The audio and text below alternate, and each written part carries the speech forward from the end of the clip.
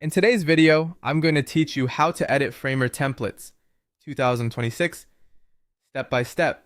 If you want a professional site up fast, templates in Framer are the perfect starting point, and I'll walk you from opening the app to tailoring a design that feels uniquely yours.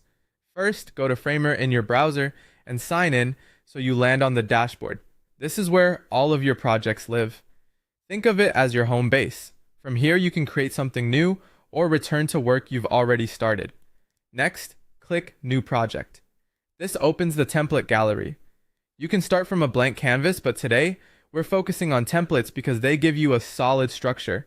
Hero sections, navigation, content blocks, already laid out. A quick tip, give your project a clear name right away so it's easy to find later. Now pick a template you want, browse by category, use the search bar, and hover to preview the layout and animations.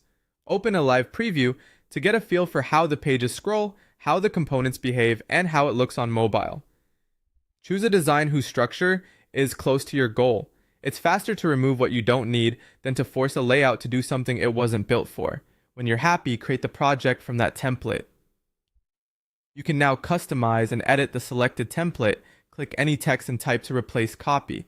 Swap images by dragging new assets onto the canvas or by selecting a layer and updating it in the right sidebar.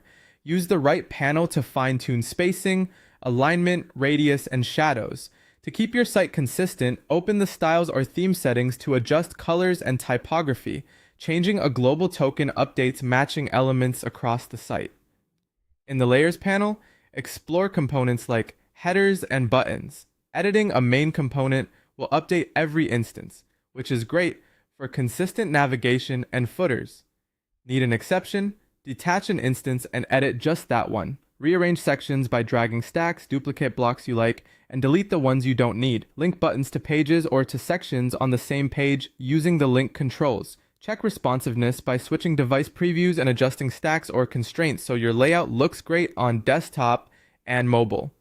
Use the preview mode to test scrolling, interactions, and hover effects, then return to the editor to refine. Remember, you can always undo, and your changes are saved as you work. That's it. Open Framer, start a new project, choose a template, and make it yours.